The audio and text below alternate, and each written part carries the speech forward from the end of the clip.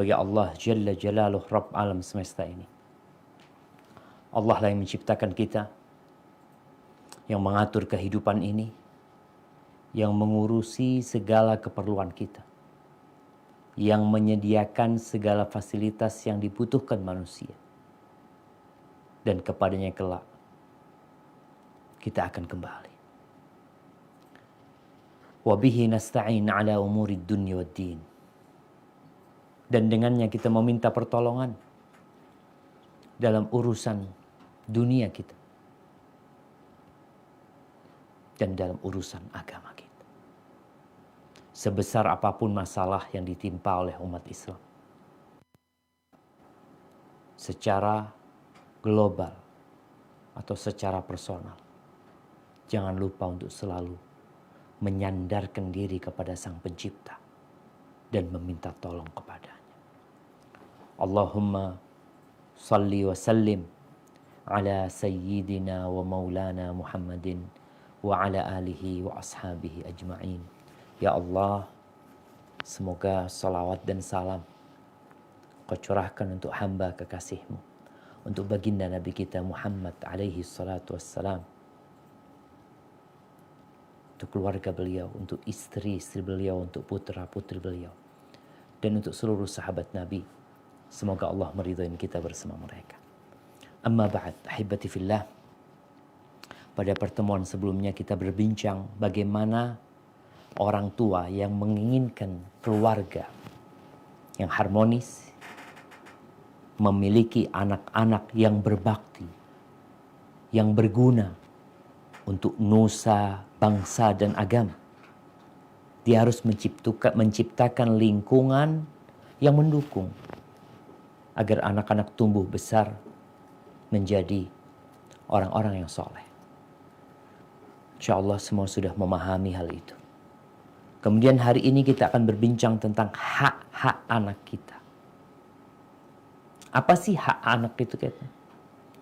Karena banyak di antara kita yang belum menikah atau yang sudah menikah hanya berpikir hak-hak anak itu ya sandang pangan papan. Bagaimana orang tua menyediakan bagi anaknya segala fasilitas yang diperlukan oleh mereka untuk kehidupannya. Ya, itu di antara hak-hak mereka. Tapi hari ini kita akan berbincang tentang hak-hak yang mungkin sebagian lupa atau memang nggak tahu. Maka semoga dengan kajian ini kita jadi faham apa sih hak anak kita. Jangan cuma sibuk cari fulus sehingga bapak menjadi mesin pencari uang. Ibunya juga menjadi mesin pencari uang. Dua-duanya mesin pencari uang. Kira-kira yang keluar apa? Uang. Bagaimana kita berharap anak-anak yang soleh dan soleha kalau ternyata ambisi kita hanya uang? Ambisi kita pendek sekali, 60-70 tahun. Bukankah umur umat Nabi alaihissalatu wassalam baina 60 wa 70, antara 60 dan 70? Wa aqalluhum man yajuzu dzalik, sedikit yang lewat dari itu. Haibati fillah, hak yang pertama yaitu hak memilihkan ibu dan bapak yang baik buat mereka. Itu hak anak-anak loh. Antum memilih pasangan hidup bukan hanya berkaitan dengan kesenangan antum, tapi harus berpikir dengan kemaslahatan anak-anak. Tidak sedikit orang tua yang lebih mementingkan nafsunya, syahwatnya daripada anak-anaknya. Tatkala Rasul sallallahu alaihi wasallam mengatakan tunkahul mar'a li arba', perempuan itu dinikahin karena 4 hal. Kita tahu nih.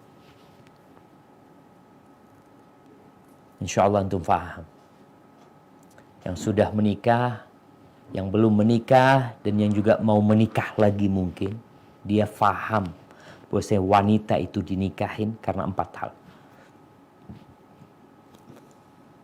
limaliha, karena hartanya, karena dia kaya raya, engkau ingin hidup menikmati dengan harta istri. Yang kedua, jamaliha, karena kecantikannya. Kau mungkin akan terus memandangi istrimu, menikmati hal itu. Itu yang kau pikirkan. Syahwatmu. Lihasabiha, karena faktor keturunannya, darahnya darah biru, nasabnya nasab keraton, nasab raja, nasab pangeran. Yang keempat, walidiniha, dan karena agamanya. Kalau antum berpikir hanya kesenangan diri antum akan memikirkan ya kecantikan aja, harta mungkin. Rasulullah SAW mengarahkan kita, fadfar bidzati din taribat yadak. Hendaklah engkau mencari wanita yang agamanya baik. Selamat hidupmu. Beruntung engkau. Insya Allah, kalau akarnya baik, pohonnya baik, buahnya juga baik. Tapi banyak orang melupakan hal ini. Nggak peduli dengan haknya. Iya, ada pandangan. Ini pandangan banyak orang ya, yang sering kita dengar. Dia memilih wanita yang cantik untuk memperbaiki keturunan. Memperbaiki keturunan apanya? Rupanya saja. Apakah engkau berpikir dengan menikahin wanita yang baik atau wanita yang cantik, anakmu akan tampan dan cantik? Ya mungkin. Dan bisa jadi juga tidak. Berarti engkau hanya memikirkan fisik anak-anakmu. Tidak memikirkan hati mereka. Tidak memikirkan perilaku mereka. Tidak memikirkan karakter mereka. Jadi hak anak itu dipilihkan pasangan hidup yang baik. Begitu pula bapaknya, engkau milih bapak. Jangan mengatakan, kan perempuan itu nunggu Ustaz. Ya nunggu. Seperti orang yang nunggu mikrolet. Nunggu bis kota. Apakah kalau yang lewat itu bis kota yang rusak, dia naik? Karena Anda nunggu, ya biar lewat dia. Kau tunggu yang selanjutnya. Datang lagi Ustaz, sama rusak lagi. Nunggu. Ustaz, daripada Anda nggak nyampe Ustaz, Anda naik. Subhanallah, engkau naik, jatuh ke jurang. Lebih baik mana engkau menunggu selamat daripada naik masuk ke jurang. Jadi bahasa perempuan menunggu, naam, tapi dia juga memilih. Oleh karena itu Nabi SAW memberikan dua arahan tatkala memilih pasangan yang datang kepadamu, yang agamanya baik dan akhlaknya mulia. Ingat, ini bukan bicara tentang hakmu.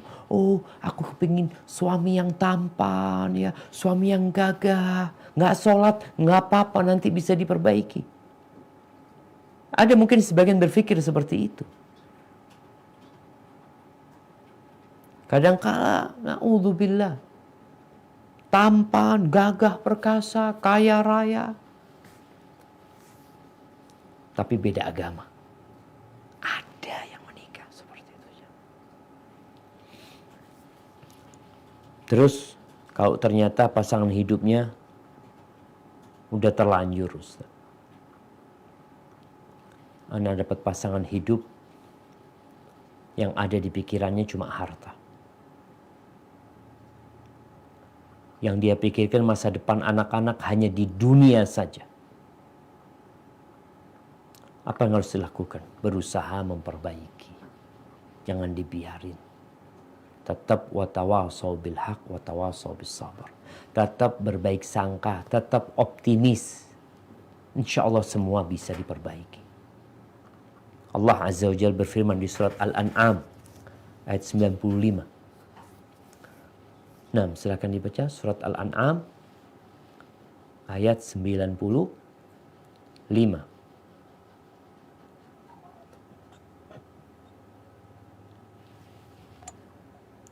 Nah, fadhal. Sebentar Ustaz.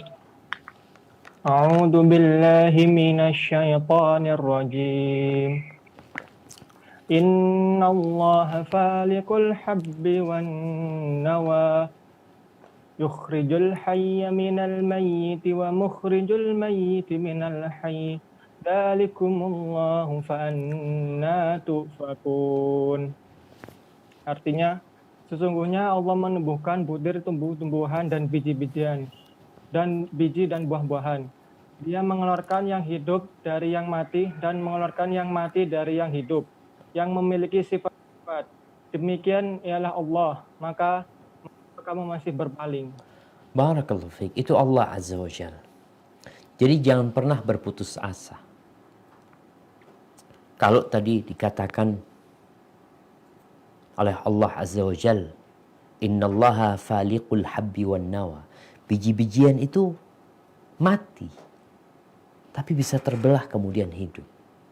Dan Allah dapat mengeluarkan dari yang hidup sesuatu yang mati, dari yang mati sesuatu yang hidup.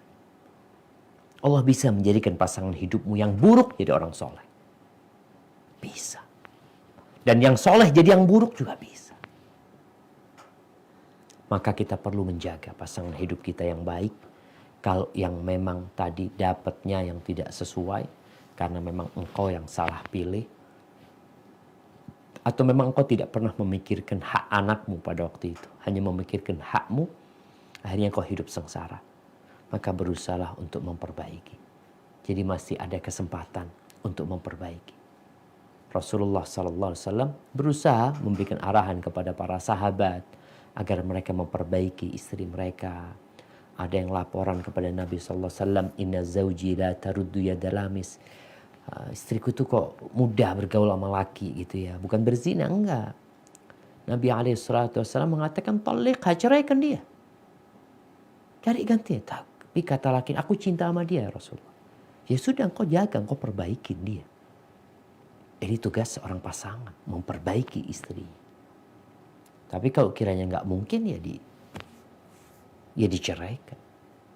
Yang istri kalau udah berusaha juga nggak bisa demi anak-anak. Soalnya kadang-kala ada yang mengatakan demi anak-anak, Ustaz, anak ini nggak mau cerai karena demi anak-anak. Engkau salah. Gimana kok demi anak-anak? Hidup dengan orang tua yang jahat, yang zalim, yang nggak sholat, yang narkoba. Lalu engkau mengatakan demi anak-anak kau mempertahankan rumah tangga itu. Seharusnya kau berpikir demi anak-anak kau tidak menikah dengan laki-laki seperti itu. Ini bicara hak anak-anak. Sehingga cerita Abul Aswad Ad-Du'ali yang mengatakan kepada anak-anaknya, ahsantu ilaikum sigharan wa kibaran qabla an tuladu. Aku telah berbuat baik kepada kalian tatkala kalian kecil. Kemudian sesudah kalian besar dan tatkala kalian masih belum ada. Mereka bertanya, gimana engkau berbuat baik kepada kami? Padahal kami masih belum ada. Kami belum diciptakan. Ikhtartu lakum umman la tu'ayyaruna biha. Aku pilihkan bagi kalian seorang ibu yang kalian tidak akan dicela karenanya. Baik, yang kedua, termasuk hak anak ini disampaikan oleh para ulama adalah membaca bismillah setelah engkau menikah sama istrimu, dapat istri yang udah sesuai, kemudian malam pertama, malam kedua, ya malam-malam indah yang kau lewatin, jangan lupa baca doa ketika menghubungin istri. Ini bicara hak anak ya. Karena ada orang yang sibuk menyiapkan baju anaknya, tapi dia lupa membaca doa ketika menghubungin istrinya. Padahal Rasul sallallahu alaihi wasallam mengatakan dalam hadis Abdullah bin Abbas radhiyallahu anhuma, "Lau anna ahadakum idza ata ahlahu," kata Nabi alaihi salatu wassalam, kalau seorang di antara kalian mendatangi istrinya, qala bismillah, dia mengatakan bismillah dengan nama Allah. Lalu dia berdoa, Allahumma jannibna syaitan wa jannibis syaitana ma razaqtana. Ya Allah, hindarkan kami dari syaitan dan hindarkan syaitan dari anak yang Kau berikan kepada kami. Bayangkan, ini bicara hak anak. Anaknya belum ada, engkau sudah memberikan hak dia. Bapak baca bismillah waktu bikin engkau. Bapak minta sama Allah ketika hendak membuat engkau. Artinya mendatangi ibunya. Kata Nabi SAW, faqudiya bainahuma walad lam yadurrahu syaitan abada. Kalau Allah berikan rizki kepada keduanya anak dari hubungan tersebut, syaitan tidak akan mengganggunya selama-lamanya. Rawahul Bukhari dan Muslim. Apakah antum sudah berikan itu kepada anak antum? Dia belum lahir, tapi antum sudah peduli dengan hak anak-anak. Jadi kalau bicara parenting yang diajarkan Nabi SAW ini, subhanallah, itu sebelum anak itu lahir, udah dikondisikan sama Nabi SAW. Awal tadi memilihkan ibu dan bapak buat anak yang bakal lahir itu. Ya, kita semua tahu lah, bibit yang bagus itu diambil dari pohon yang bagus. Kemudian ketika menanamnya, udah diajarin juga sama Nabi SAW. Baca bismillah. Allahumma jannibna syaitan wa jannibi syaitan ma razaqtana. Ingat, itu hak anak kita. Bukan cuma kesenangan dirimu. Ya ini bicara kesenanganmu, engkau punya anak yang berbakti, siapa yang gak senang? Tapi sebagian kita mendatangin istrinya, ya nafsu aja. Wa na'udzubillah, ada orang tua yang berzina. Anak itu lahir dari hasil zina. Apakah ketika berzina dia akan baca doa? Kebanyakan pezina ketika berzina nggak ingin punya anak. Allah takdirkan punya anak. Gimana antum? Ketika punya anak dari hasil zina, yang jumhur ulama berpendapat nggak bisa dinasabkan kepada antum bapak biologisnya. Ketika hari pernikahan, yang menikahkan bukan engkau, tapi hakim yang menikah. Berapa banyak orang tua yang zalim dengan perzinaan mereka, zalim kepada anak-anak mereka, selain mereka menzalimin diri mereka. Yang ketiga adalah pujian, bersyukur kepada Allah. Ketika engkau punya anak, anaknya lahir, apa yang kau ucapkan? Alhamdulillah. Jadi tolong orang tua, kadangkala orang tua ini jamaah, ya dia lagi nggak kepingin punya anak. Tahu-tahu telat nih ibunya, ya Allah, telat gimana? Ini adiknya masih umur 1 tahun, kakaknya masih umur 1 tahun ya, ini udah hamil lagi. Kadangkala ada orang tua yang berpikiran untuk menggugurkan itu bayi. Bahkan ada yang benar-benar menggugurkan anaknya. Seharusnya engkau bersyukur. Ya Ustaz, tapi ana sebenarnya masih belum siap. Allah itu memberikan ujian kepada hambanya sesuai dengan kesiapan dia. Berarti antum siap. Berapa banyak orang itu yang tidak tahu dengan potensi dirinya. Yang tahu orang lain. Engkau itu hebat loh orangnya. Masya Allah engkau itu. Tapi kita nggak sadar. Sedangkan Allah itu menciptakan kita. Yang dia tahu dengan potensi hamba-hambanya. Oh ini mampu punya anak 10. Dikasih anak 10 sama Nabi SAW. Allah tahu fulan dikasih anak 1 aja. Fulan kasih anak 2. Kepingin nambah cuma 2. Ada yang sampai pati nggak dikasih anak sama Allah Azza wa Jalla. Allah tahu. Maka tatkala engkau dikasih anak, pujilah Allah. Ketika anak itu lahir, pujilah Allah Azza wa Jalla. Katakan alhamdulillah Rabbil Alamin. Yang ditunggu-tunggu datang. Karena ini akan berdampak kepada kejiwaan anak jemaah. Ketika ibunya hamil ya, padahal dia nggak ingin dengan hamil. Ada rasa takut di diri ibunya. Ya, nggak seperti janin yang ditunggu-tunggu.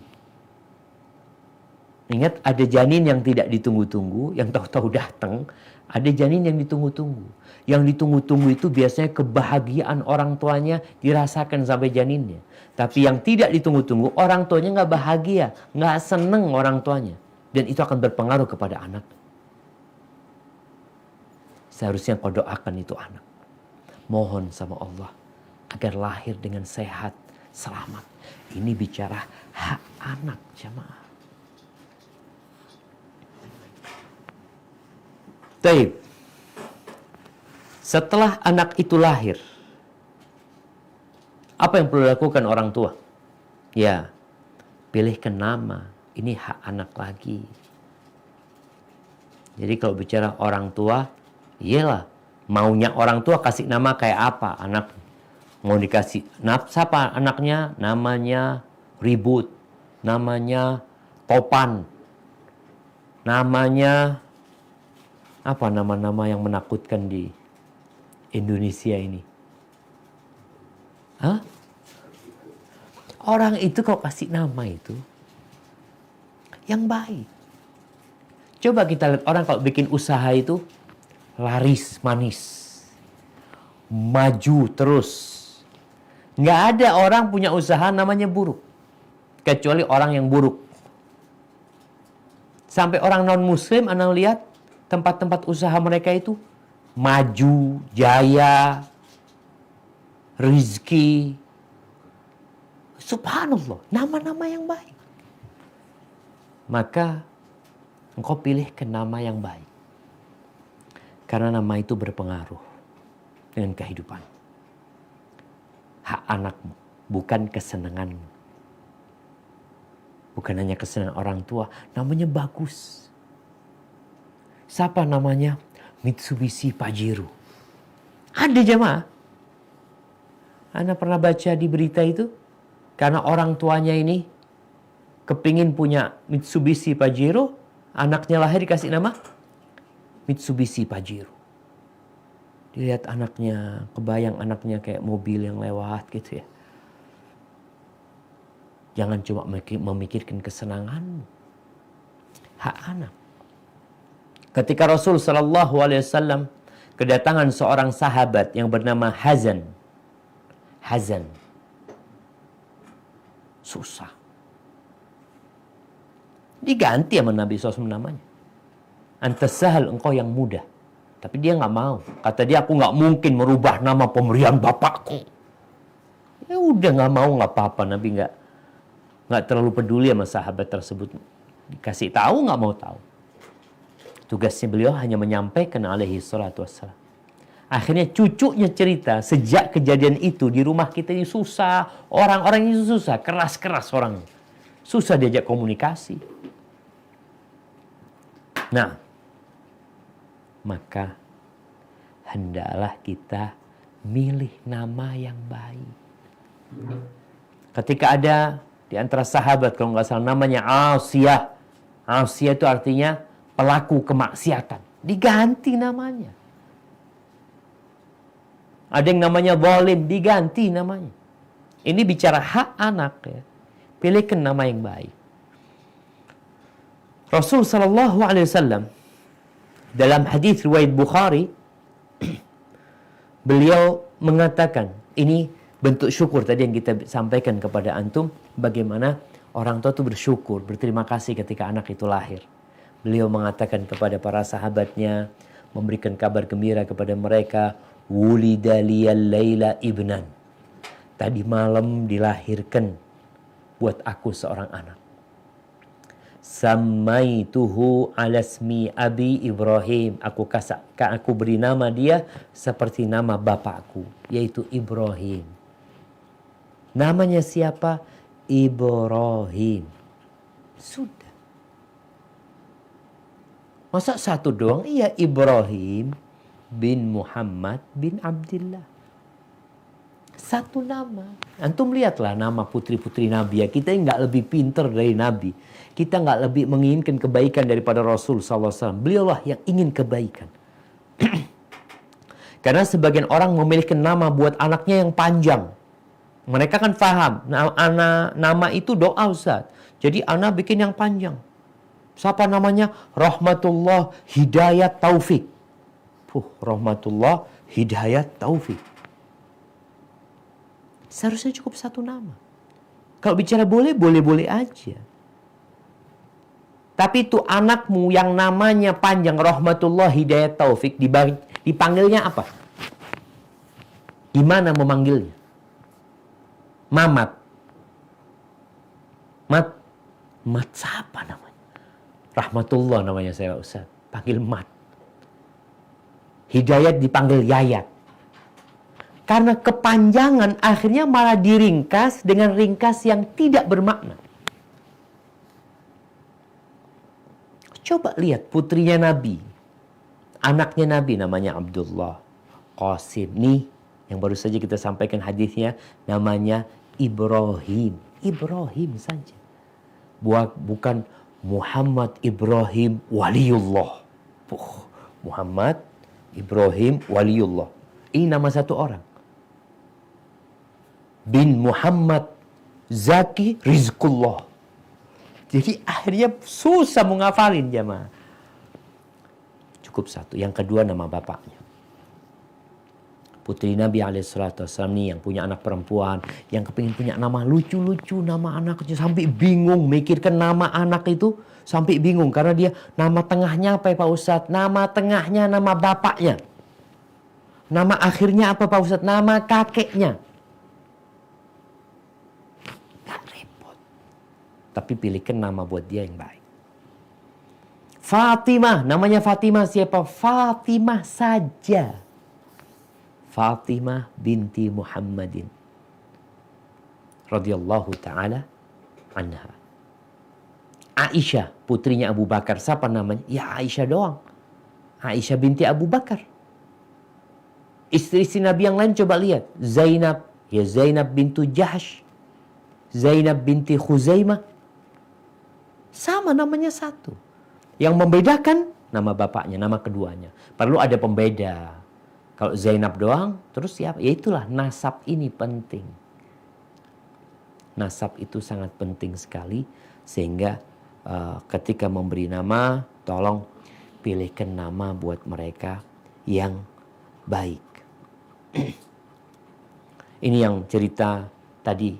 Ada riwayat bahwa Abdullah bin Umar memberikan nama anaknya Asiyah. Diganti namanya setelah itu. Diganti apa? Jamilah. Dari pelaku kemaksiatan diganti dengan nama Jamilah. Artinya yang cantik. Kemudian yang ketiga, hendaklah melakukan keadilan orang tua. Adil terhadap anak-anak.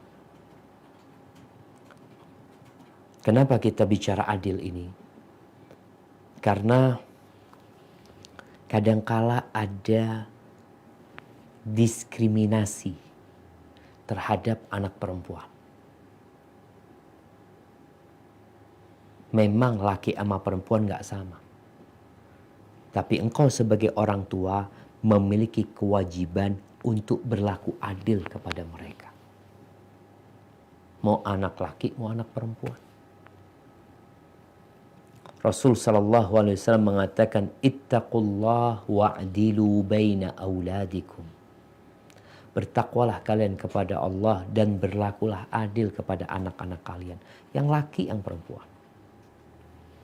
Hendaklah berlaku adil. Adil ini bukan berarti sama. Ya kadangkala yang ini butuh sepeda motor, yang ini nggak butuh motor. Dia sekolahnya deket jalan kaki. Yang ini jauh. Jadi ada yang namanya kebutuhan. Tapi kalau pemberian yang bukan berdasarkan kebutuhan, maka harus adil. Berkaitan dengan laki-laki perempuan, apa dibedakan pemberiannya? Pendapat yang kuat mengatakan sama. Kalau ngasih anak itu 100, yang laki, yang perempuan 100. Kenapa kita ingin mengingatkan terhadap hak ini? Di masa jahiliyah, Allah menceritakan bagaimana sih mereka itu kalau dapat anak perempuan. Tadi kita bicara anaknya lahir nih. Udah dikasih nama. Tapi bagaimana perasaan dia ketika dapat anak perempuan? Allah sebutkan di surat An-Nahl ayat 58. Silahkan dibaca. An-Nahl ayat 58.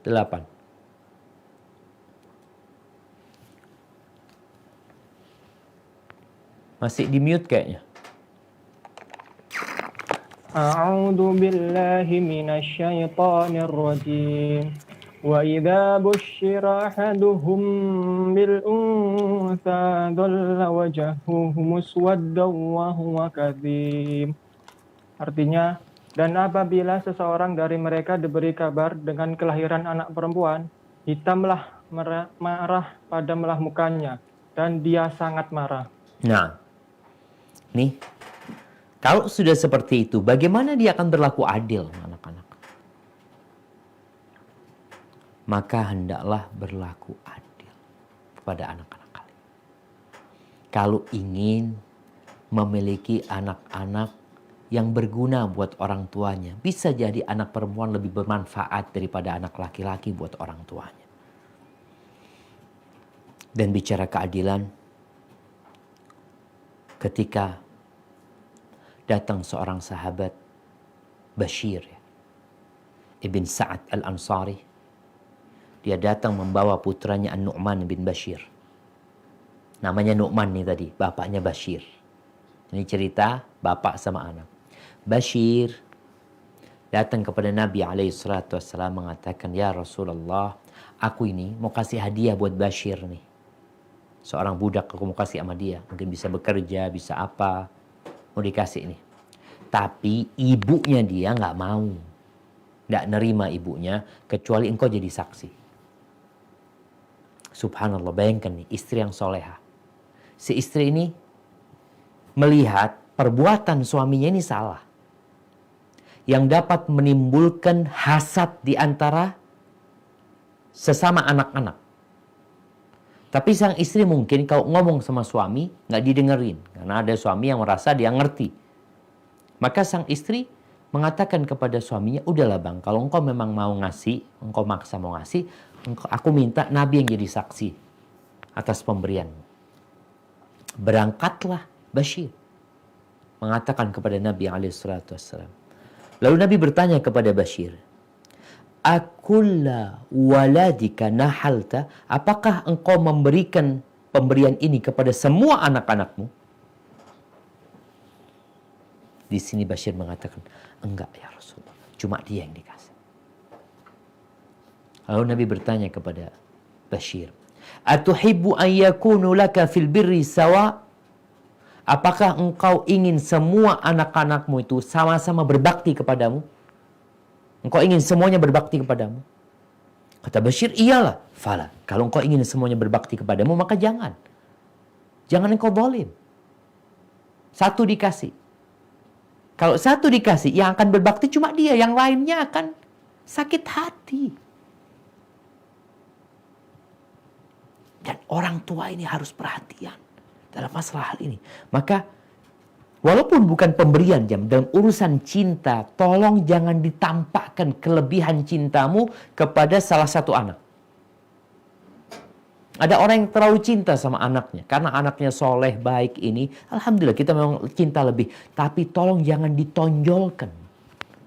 Sehingga menimbulkan permasalahan di rumah tangga ini. Di kakak beradik. Kita semua insya Allah tahu ceritanya Nabi Yusuf alaihissalam. Apa kata saudara-saudara Nabi Yusuf? Di surat Yusuf ayat 8. Allah ceritakan hal ini. Ucapan kakak beradiknya atau kakak-kakaknya Nabi Yusuf. Nah, silakan dibaca.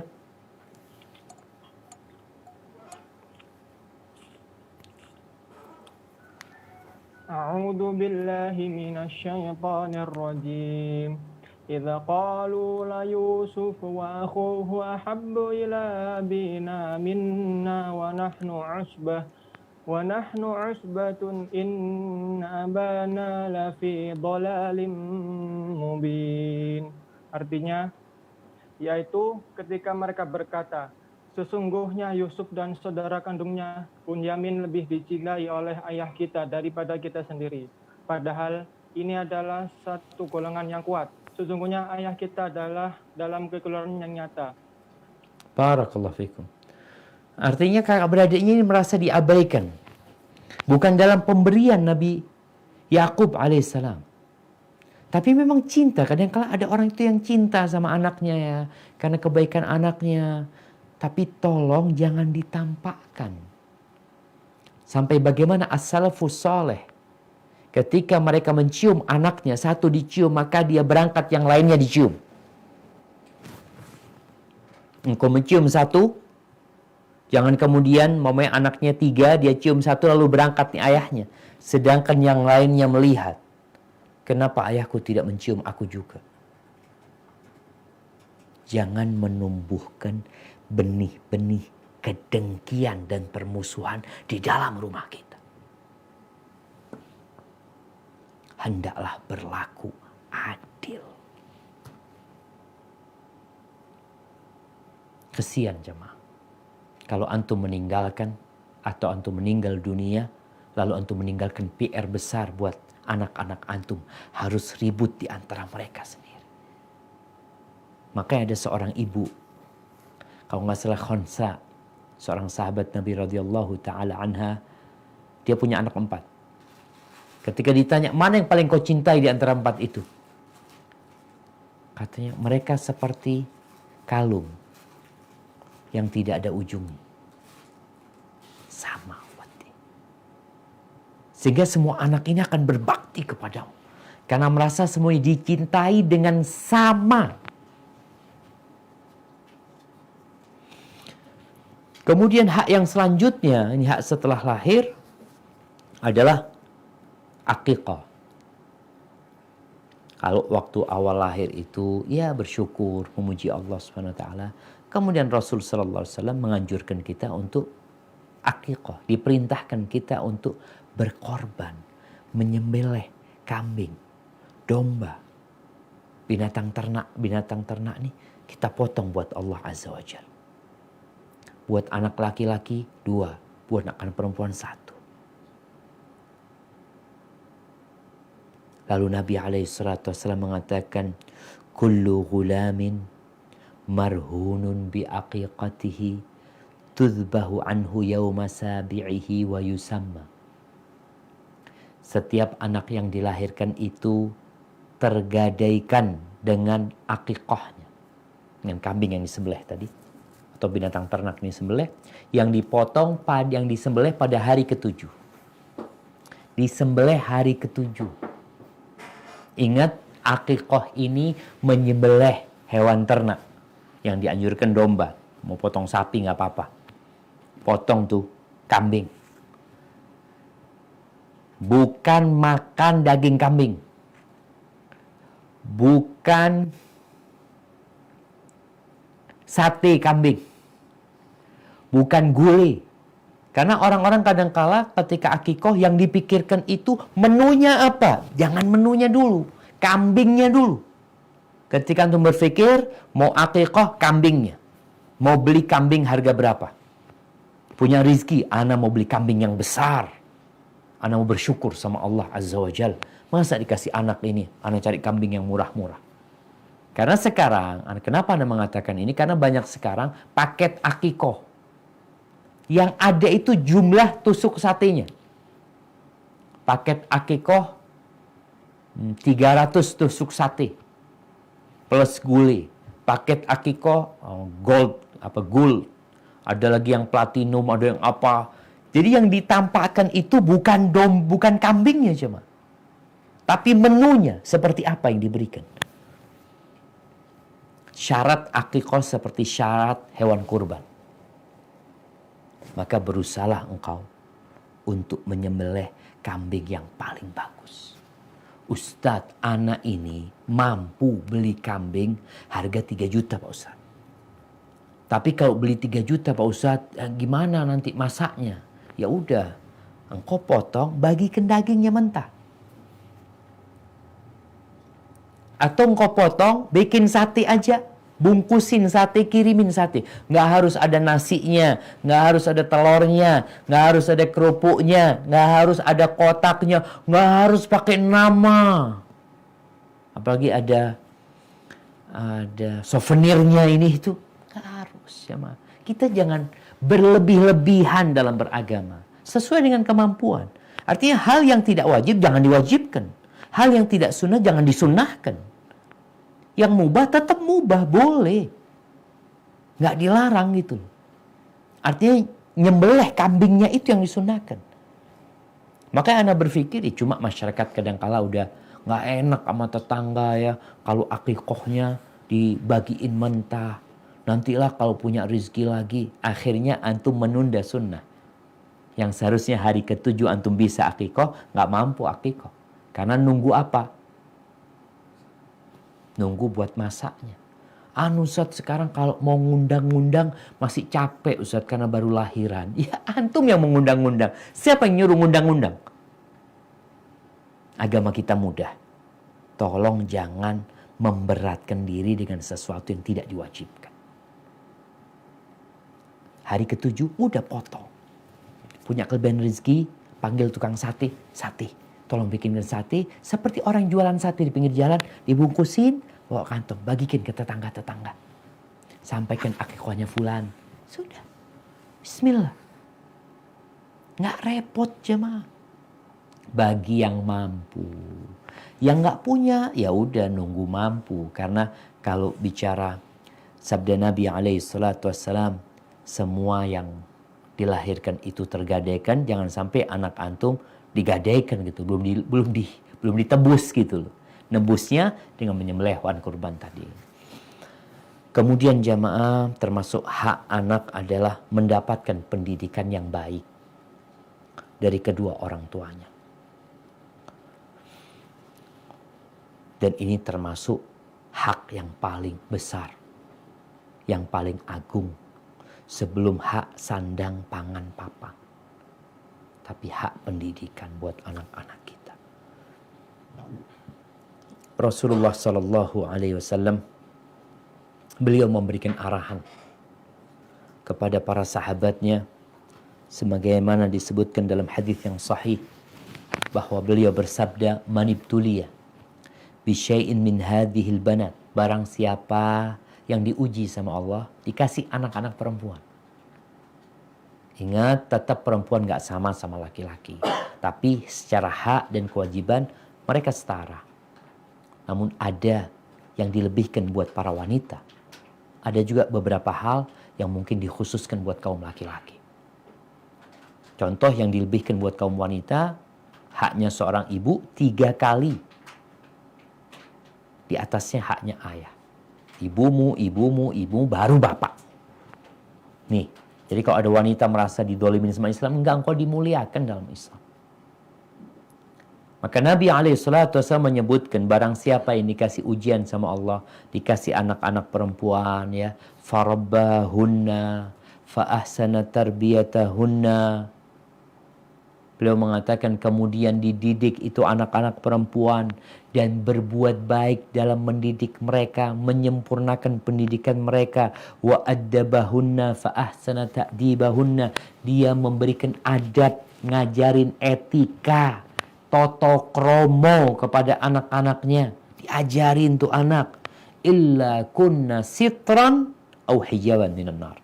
Melainkan anak-anak itu akan menyelamatkan orang tuanya dari api neraka. Masya Allah. Ini aset jemaah. Ketika engkau punya anak, jangan anak perempuan nih khususnya, jangan berpikir mendapatkan manfaat harta dari anak-anak perempuan. Kenapa? Karena dalam agama kita, anak perempuan itu ya ikut suaminya. Karena ikut suaminya, dia akan sibuk melayani suaminya, dia akan menjadi seorang ibu yang sibuk mendidik anak-anaknya. Kalau dia punya rezeki berbagi sama orang tua, ahlan wa sahlan, tapi jangan berharap banyak kepada anak perempuan. Karena melok bojone. Ini secara umum. Terus gimana Ustaz? Lu saya ini bapaknya, ini ibunya. Keluar duit banyak kita membesarkan dia Ustaz. Masukkan dia ke pesantren atau dia kuliah sampai menjadi dokter, Ustaz. Setelah nikah dibawa sama suaminya, terus suaminya minta supaya anak saya berhenti kerja, Ustaz. Saya larang, Pak Ustaz. Nah, itu biaya yang saya keluarkan. Mana gantinya? Gantinya surga, Pak. Nabi nyebutkan. Diselamatkan dari api neraka. Tidak banyak yang dikeluarkan dibandingkan dengan apa yang akan antum terima dari Allah Azza wa Jalla. Ini berkaitan dengan anak perempuan, tapi secara umum Rasul sallallahu alaihi wasallam ketika menyebutkan idza mata ibnu Adam, kalau anak Adam meninggal dunia, in qata'a amaluhu illa min thalath, semua amalannya terputus kecuali 3.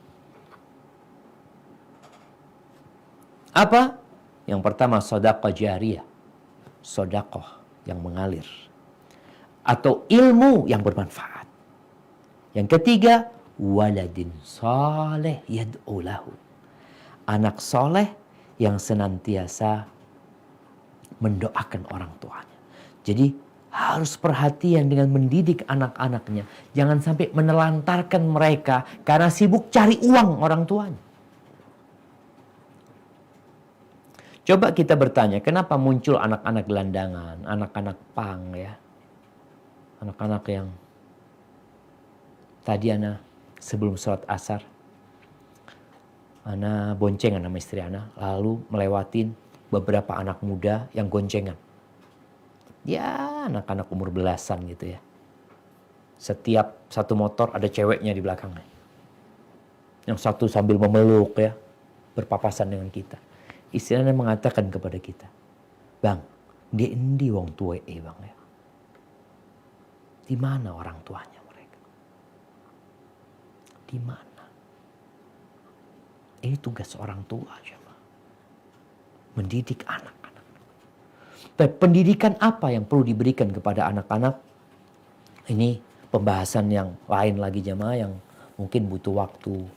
Kayaknya butuh pertemuan selanjutnya lagi kita untuk apa saja pendidikan yang perlu diberikan kepada anak-anak kita ya. Setelah kita tahu hak-hak mereka, yang terakhir ini yang kita bahas adalah hak pendidikan buat anak-anak kita.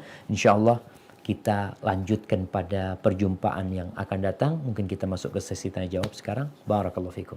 Nah, Anda kembalikan ke pembawa acara. Jazakumullahu khairan. Jazakallahu khair Ustaz. Insya Allah semoga ilmunya bermanfaat bagi yang mendengarkan, dan semoga juga bisa diamalkan. Taib Ustaz, insya Allah masuk ke sesi pertanyaan Ustaz. Langsung saja untuk pertanyaan pertama Ustaz. Bagaimana hukumnya memakan harta anak sendiri yang dibawa asuhan ibunya? Misalnya anak punya harta, namun ibunya menggunakan atau memakan harta tersebut. Apakah berdosa jika tidak memberitahukannya Ustaz? Atau haruskah diberitahu sang anak kalau misalnya uangnya diambil sang ibu? Nah, Betul Ustaz. barakallahu fikum. Ini perlu ditanya, harta yang dimaksud punya anak itu apa dari mantan suami? Mereka bercerai, kemudian anak ini ikut ibunya, atau harta anak yatim, bapaknya mati, sehingga itu warisan. Bagaimana sekarang yang ngurusin anak ini? Kalau itu anak yatim, diperbolehkan yang ngurusin anak yatim itu untuk memakan harta anak yatim sebagai biaya perawatan mereka. Merawat anak-anak itu. Kalau memang tidak mampu. Artinya mamanya Ana ngerawat anak yatim, atau tadi itu ibunya ngerawat tuh anak suaminya, atau anaknya dia juga. Tapi bapaknya meninggalkan harta, kan punya warisan. Kalau memang punya warisan, si ibu ini boleh makan dari harta anak tersebut. Kalau memang dia tidak mampu, kalau mampu lebih baik tidak makan. Kalau dia nggak mampu, makan, tapi sekadarnya saja. Sekedar untuk hidup. Sebagian ulama mereka memberikan arahan Umpamanya, ya ambil gaji, seperti orang ngambil gaji lah. Contohnya babysitter. Berapa sih digaji babysitter tuh? Kalau umpamanya umumnya babysitter itu digaji 2 juta anggap ya, yang full, yang 24 jam. Atau nanti lagi di situ ada kewajiban dia ngajarin tuh anak-anaknya macam-macam. Ambil sekedarnya. Kalau umpamanya ya umumnya itu 2 juta. Tapi kebutuhan si ibunya cuma 1,5 juta sebenarnya Ustaz. Ya lebih baik ambil 1,5 juta. Jangan ngambil 2 juta. Jadi nggak perlu disampaikan kepada anaknya. Karena itu akan menjadi biaya perawatan mereka. Karena bagaimanapun anak-anak itu butuh biaya perawatan. Dan ibunya, ketika ibunya nggak bekerja juga. Kan ada anak yang ikut ibunya tapi dikasih biaya sama bapaknya yang menceraikan dia. Dikasih itu buat anak-anaknya itu. Mereka orang tuanya mikir, enggak, aku nggak ngasih engkau bukan istriku lagi. Aku kasih buat anak-anakku. Iya fadhal. Tapi aku yang merawat mereka. Sedangkan ibu ini merawat anak-anaknya sehingga dia punya hak upah merawat anak-anaknya itu. Tapi kalau mereka cukup ya lebih baik tidak mengambil harta anak-anaknya. Tapi kalau merasa memang nggak mampu Ustaz, dan ngambil hanya sekedar untuk kebutuhannya, insya Allah nggak apa-apa. Barakallahu fikum. Baik, jazakallah khair Ustaz atas jawabannya. Insya Allah ke pertanyaan selanjutnya. Masuk pertanyaan Ustaz, bagaimana jika seorang mencari pasangan Ustaz, lalu menetapkan kriteria seperti harus mengikuti kajian, harus baik agamanya, dan baik rupanya juga, dan yang ini pada intinya paket lengkap Ustaz. Ini bagaimana Ustaz? Ya paket lengkap ya nggak apa-apa. Yang mau paket lengkap jamaah, antum melihatlah kalau kita mau beli martabak itu ada martabak yang biasa, terus habis biasa spesial, terus istimewa, terus apa lagi? Antum fulusnya berapa? Mau yang biasa harganya 10.000, yang istimewa yang 20.000 anggap. Antum bawa duit 10.000, mau yang istimewa. Ini yang bermasalah, kita itu perlu tahu diri lah. Namun kalau bicara keinginan, boleh. Anak ingin yang paket lengkap itu yang 4, yang Rasul SAW sebutkan tadi itu. Cantik, kaya, anaknya bangsawan, terus hafid Quran Ustaz. Allahu Akbar. Antum ya apa? Anak miskin yang nggak ada ganteng, Qurannya nggak hafal, yo biasa-biasa. Jadi kita perlu bercermin. Makanya Nabi SAW menyebutkan, kalau di antara 4 kriteria itu mungkin nggak bisa didapatkan, maka jangan sampai meninggalkan yang agama. Seakan-akan agama ini harga mati wis. Engkau harus punya pasangan hidup yang agamanya baik. Itu harga mati. Yang lainnya bisa dinego. Umpamanya wajahnya bisa dinego. Kenapa bisa dinego? Ya nanti biasain loh bojoku. Kalau istri itu kalau dilihat tiap hari jemaah. Coba antum lihat nih, yang istrinya paling cantik ya, kadang-kala ikhwan ya Allah fulan itu bojone ayu Masya Allah. Tanyakan sama suaminya. Antum kalau di rumah ngelihat HP apa ngelihat istri? Kalau sudah nikah itu tanyakan ngelihat HP apa ngelihat istri? Kayaknya lebih banyak ngelihat handphonenya daripada ngelihat istrinya. Apa kemudian kalau istrinya cantik dia duduk ya dilihatin istrinya lewat, Masya Allah. Lihat lagi. Nanti ke mana ruang tamu dilihatin lagi.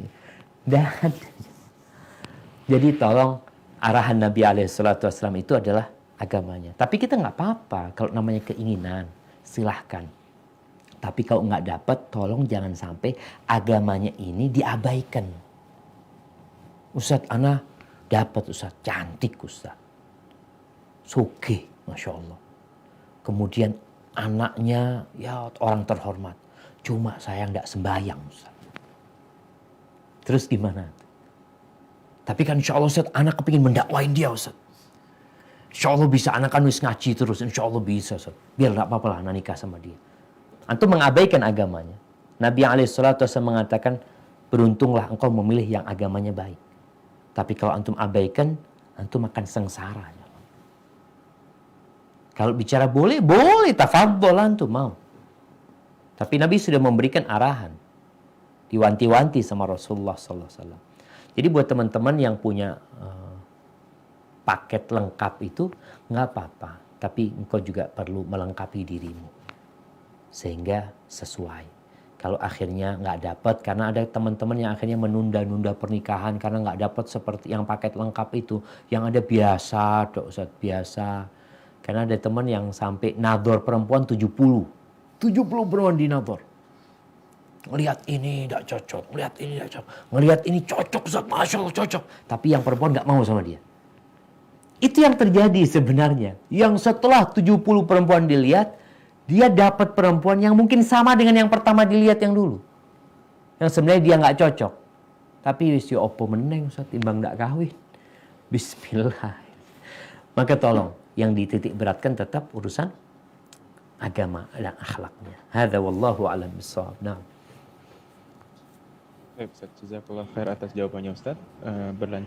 Berlanjut ke pertanyaan selanjutnya. Apa yang dapat dipelajari untuk ibu sebagai madrasatul ula dan ayah sebagai pendidik juga untuk mempersiapkan keluarga agar memiliki anak yang soleh solehah dari hamil hingga pendidik anak sampai besar, Ustaz. Tafadhol, Ustaz. Barakallahu fikum. Ibunya madrasah, bapaknya kepala sekolah. Kepala sekolah itu ya harus pilih guru yang baik. Tadi kita sudah sebutkan. Si guru ini juga jangan sampai salah masuk sekolahan. Nanti ternyata kepala sekolahnya minum. Kira-kira gimana kondisi sekolahannya? Kalau apa yang perlu dilakukan seorang ibu sebagai madrasatul ula? Yang pertama memperbaiki diri. Engkau jadi, gimana mau jadi madrasah kalau engkau sendiri belum baik? Ibda binafsika. Mulai dengan dirimu. Mulai dengan apa? Dengan menuntut ilmu.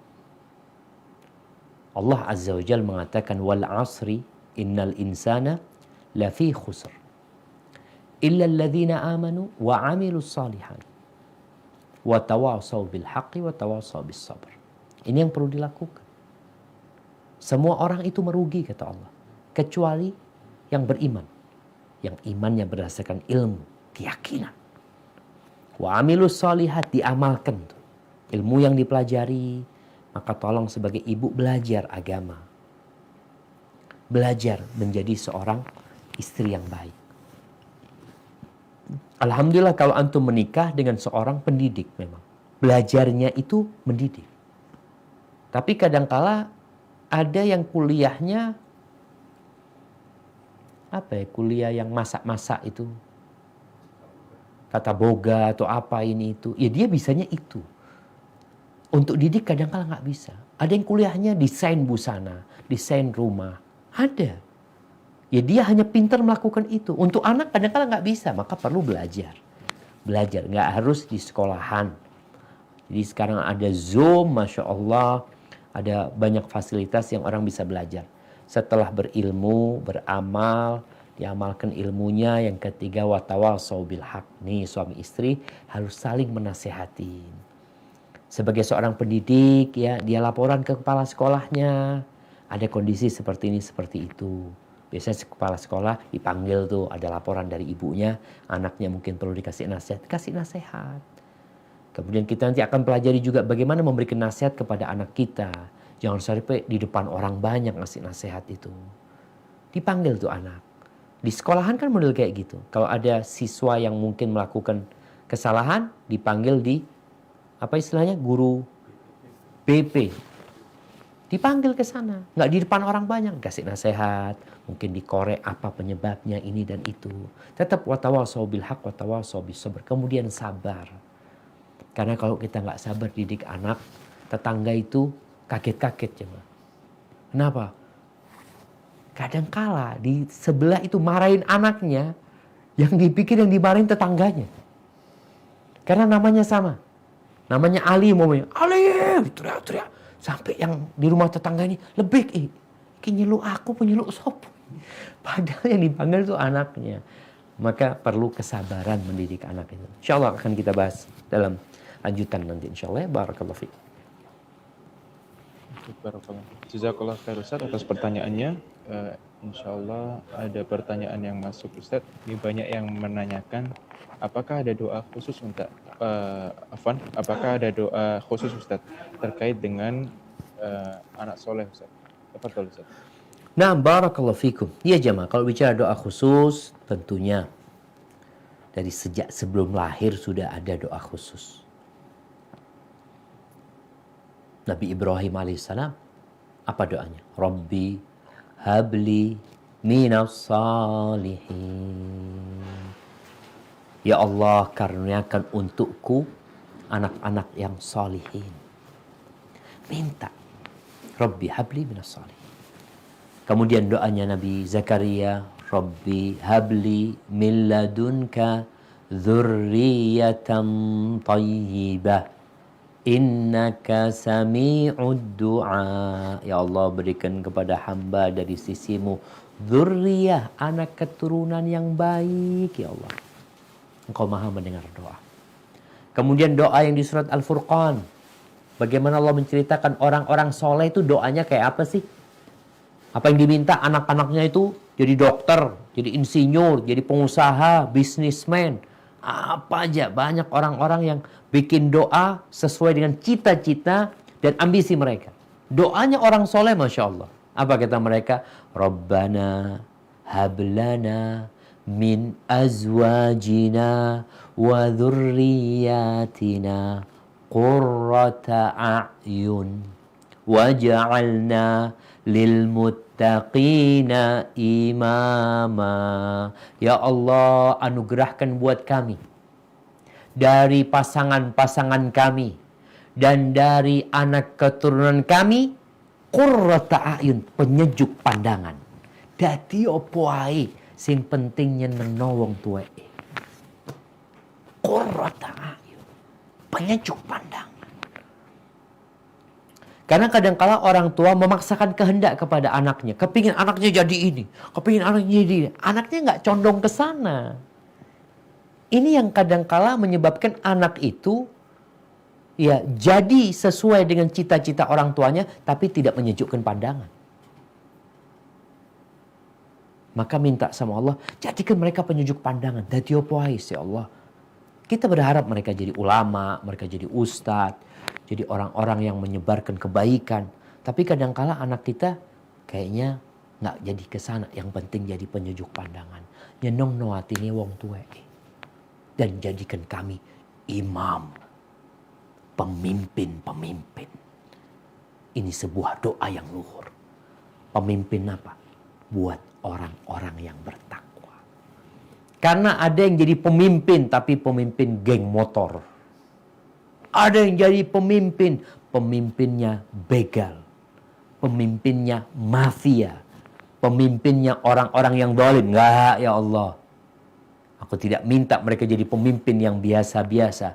Tapi waja'alna, jadikan kami, keluarga kami, anak keturunan kami, pemimpin buat orang-orang yang bertakwa. Barakallahu fiik. Nah. Ya Ustaz, jazakallah khairat Ustaz. Lanjut ke pertanyaan selanjutnya Ustaz.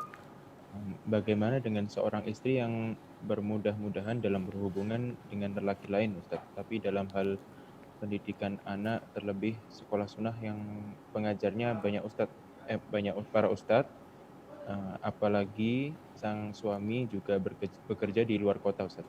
Dan si istri dalam berhubungan dengan lelaki lain tetap menjaga batas-batasnya karena suami istri juga sudah sama-sama menjalankan sunnah Ustaz. Tafadhol Ustaz. Nah, barakallahu fiik. Iya jamaah, jadi kadang-kala nih peran suami kan, peran bapak ini hilang dalam mendidik anak dikarenakan dia bekerja di luar kota. Akhirnya sang ibu ini yang harus ke sekolahan, ngurusin anaknya. Sedangkan yang di sekolah ustadznya laki-laki. Mau tidak mau sang ibu ini untuk mendidik anak-anaknya kadang-kala berkomunikasi dengan mereka. Tapi selama itu dalam koridor syariat nggak ada masalah gitu. Yang mungkin bisa via telepon, yang nggak bisa harus datang. Datang tapi nggak boleh berkholwat dengan ustadznya, nggak boleh berduaan sama ustadznya yang laki-laki. Kalau bisa bawa kawan perempuan ke sana ketika menjumpai ustadznya. Jadi tetap jangan sampai bermudah-mudahan.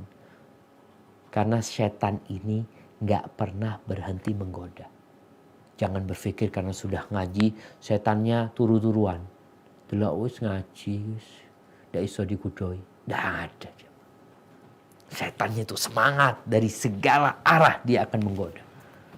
Maka hendaklah sang suami memberikan arahan kepada istrinya, umpamanya yang nggak harus ketemu, nggak usah ketemu.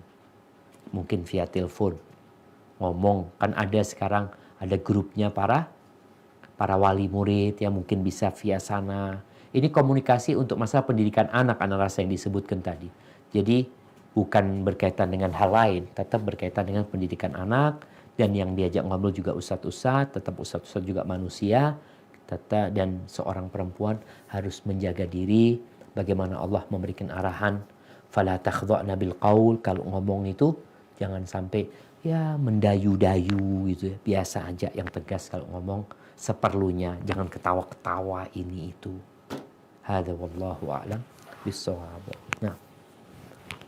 Jazakallah khair Ustaz atas jawabannya. Berlanjut ke pertanyaan selanjutnya Ustaz. Bagaimana jika dahulu di awal pernikahan belum mengetahui terkait doa berhubungan suami istri Ustaz? Bagaimana cara untuk mengganti doa tersebut sekarang Ustaz? Apakah hal tersebut berpengaruh kepada anak-anak kita Ustaz? Tafadhol Ustaz. Barakallahu fikum. Kalau bicara berpengaruh kepada anak-anak, tadi kita udah sampaikan hadisnya. Bahwa yang membaca doa itu akan dijaga. Anaknya yang lahir insya Allah akan dijaga, setan nggak akan bisa membahayakan dia. Gimana Ustaz kalau sudah lahir? Apakah masih ada yang bisa dilakukan untuk menggantikan yang dulu? Yang sudah baca doa pun, tetap kita mendoakan anak kita nggak berhenti setelah anak itu lahir. Bagaimana Rasulullah Sallallahu Alaihi Wasallam? Beliau meminta perlindungan kepada Allah untuk Hasan dan Husain sambil mengatakan u'idzukuma bikalimatillahi tammat min syarri syaitanin wahamah wa min kulli ainin lamah. Ya Allah, aku meminta perlindungan kepadamu untuk kedua anak ini. Dari apa? Dari kejahatan syaitan dan binatang-binatang dan dari kejahatan mata yang memandang dengan hasad, dengan mencela. Tetap mendoakan itu. Nabi SAW tetap. Padahal beliau tentunya membaca doa ketika berhubungan. Begitu pula Ali bin Abi Thalib bersama Fatimah. Tetap doa itu dibaca. Jadi orang tua hendaklah yang punya anak-anak sekarang bagaimana terus berdoa memohon kepada Allah. Meminta perlindungan kepada Allah untuk anak-anaknya dari segala kejahatan setan. Sampai kapan? Ya sampai ajal menyebut kita. Kita nggak berhenti berdoa untuk anak-anak kita. Hada wallahu a'lam bissawab. Jazakallahu khairan Ustaz. Bisa masuk berapa pertanyaan lagi nih Ustaz? Masya Allah. Kayaknya mungkin 3 pertanyaan lah. Bismillah. 3 pertanyaan. Masya Allah. Siap Ustaz.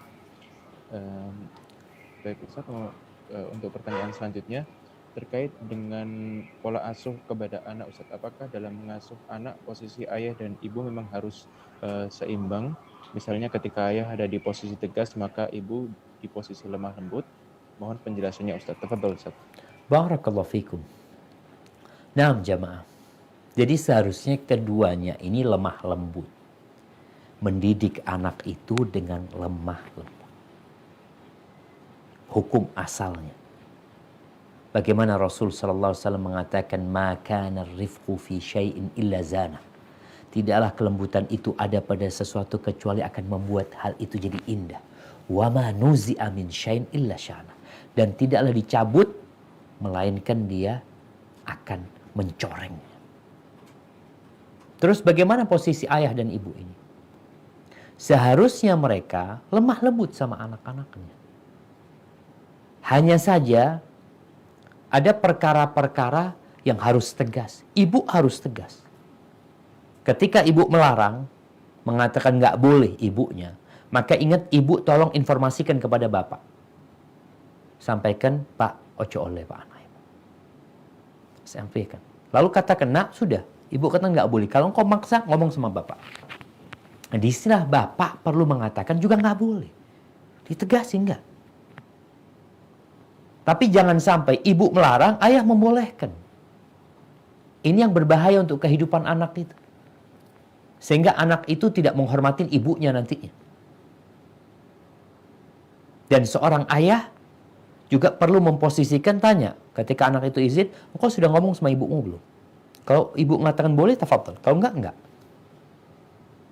Jadi ini penting. Dan kalau bicara ibu berlemah lembut, ayahnya tegas, nah, dua-duanya lemah lembut. Tapi dalam posisi harus tegas, dua-duanya harus tegas. Hanya saja ketika ayah marahin anak, umpamanya didik anak, ibu diem, jangan ikut-ikut. Tolong diem. Biarkan sekarang bapaknya. Setelah mamanya dia harus dipukul sama ayahnya, di sini ibu diambil tuh anaknya, diobatin. Itu anaknya sambil kasih nasihat, bapakmu itu sayang sama engkau. Bapakmu itu cinta, kepingin engkau jadi orang. Nak. Sabar ya, sambil diobatin. Tetap kelembutannya ini bukan berarti dia mengatakan bapakmu jahat, pancing, enggak. Dia mengatakan benar yang dilakukan bapak. Tetap posisinya dua orang ini saling mendukung. Ana masih ingat ya, kalau Ana habis dipukul sama abah Ana dulu pakai penebah ya, Allahu Akbar, biler kape yang namanya kaki. Setelah itu ibu Ana yang ngasih obat, kasih minyak apa ini sambil dimotivasi, katakan bapakmu itu benar ya, cinta sama engkau ini itu. Sehingga kita itu cinta sama bapak, cinta sama ibu. Jangan sampai anak itu akhirnya cinta sama ibu, benci sama bapak. Dalam posisi bapaknya melakukan pendidikan yang benar sebenarnya gitu. Hadza wallahu a'lam bissawab. Baik, Ustaz. Jazakallah khairan. Berlanjut ke pertanyaan selanjutnya, Ustaz. Ana memiliki anak laki-laki pertama usia 5 tahun, baru 2 hari kemarin anak-anak menjadi korban pelecehan seksual oleh sepupu perempuannya usia 9 tahun, Ustaz. Ana akhirnya membatasi dan menghindari anak-anak untuk bermain dengan sepupu perempuannya. Namun menurut orang tua suami Ana memutus tali silaturahim. Hal tersebut bagaimana Ustaz cara menanggapinya Ustaz? Tafadhol Ustaz. Jamaah, ini yang melakukan pelecehan anak umur 9 tahun. Iya. Nah, Ustaz. Yang Di sini dilecehkan 9 tahun Ustaz. Yang dilecehkan umur 5 tahun Ustaz. Ya Allah jemaah, ana nggak kebayang ya. Sudah sampai separah ini kondisinya. Allahumma inna nas'aluka al-afiyah fid dunya wal akhirah. Apa yang harus dilakukan? Ingat prinsip kita menjaga masyarakat secara bersama. Ketika terjadi pelecehan, maka perlu, itu kan sepupu. Berarti kalau bicara sepupu, mungkin kakaknya, ibunya atau bapaknya anak itu adalah saudaranya suami anti. Maka bagaimana sekarang menyelesaikan masalah ini? Karena kita perlu menjaga keponakan kita juga gitu loh. Ini bicara silaturahim, kita jaga keponakan kita. Bagaimana memberikan nasihat kepada dia, apa penyebab dia melakukan itu, apa tontonan yang dia tonton, atau ya Allah jemaah. Sallallahu al-afiyah. Kemudian kita tidak memutuskan silaturahim. Kita hanya membatasi. Bukan memutuskan. Memutuskan itu tidak mau kenal. Enggak. Kita batasi ya sekedar assalamualaikum, ahlan wa sahlan. Untuk bermain lebih dekat lagi. Mungkin boleh tapi di pengawasan orang tuanya. Umpamanya main fadhol ke rumah gitu loh. Jadi kita tidak memutuskan silaturahim. Dan ini pentingnya pengawasan ketika anak-anak bermain ya. Anak-anak ketika bermain, orang tuanya jangan bermain juga. Anak itu lin, bapak ibu itu lin gaya handphone kadang-kala. Akhirnya nggak tahu yang terjadi sama anak-anak. Tolong diperhatikan anak-anak itu. Sehingga kalau main silakan. Punya mainan dibawa ke rumah, kemana. Tetap diawasin. Dan insya Allah dengan cara seperti itu, mudah-mudahan sepupu itu jadi lebih baik ya. Karena kalau dibiarkan kejadian ini, kenapa anti takut? Karena takut nanti mengulangin lagi Ustaz, mengulangin lagi. Ya harus diperbaiki. Dan sekali lagi, Allah itu yang mengeluarkan dari yang hidup sesuatu yang mati, dan dari yang mati sesuatu yang hidup. Barakallahu fikum. Nah, Baik Ustaz, jazakallah khair atas jawabannya Ustaz. Insya Allah pertanyaan terakhir Ustaz. Barakallahu fiik. Nah, pertanyaannya Ustaz, bagaimana hukumnya jika pemberian nama anak tanpa disertakan nama ayahnya Ustaz? Saya memiliki 2 anak laki-laki dan tidak disertakan nama ayahnya, tapi awal pemberian nama itu tidak berniat menghilangkan nasabnya Ustaz. Fadhol Ustaz. Barakallahu fikum. Iya jemaah. Jadi sebenarnya nasab itu nggak akan hilang. Ya. Anak itu walaupun namanya tidak disebutkan. Kalau ditanya nama Nabi kita siapa? Muhammad sallallahu alaihi wasallam. Orang tahu dia Muhammad itu putranya Abdullah. Abdullah itu putranya Abdul Muttalib. Jadi sebenarnya tanpa disertakan di belakang itu akan selalu ikut nasab itu.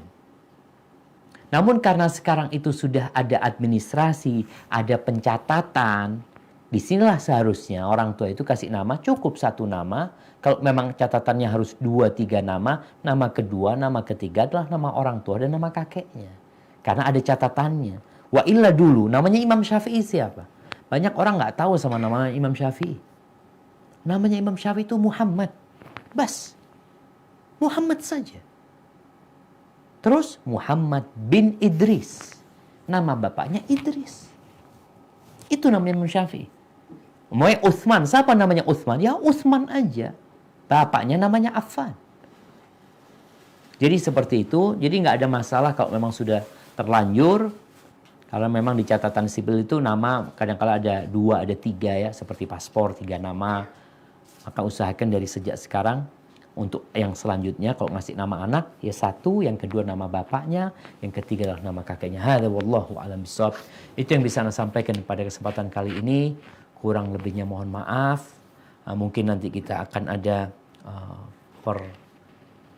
pertemuan yang selanjutnya. Semoga Allah mudahkan. Ana kembalikan ke pembawa acara. Jazakumullah khair. Jazakallah khair Ustaz. Kami ucapkan terima kasih banyak jazakumullah khairan kepada Al Ustaz Syafiq Riza Basalamah hafizahullah taala dan beserta tim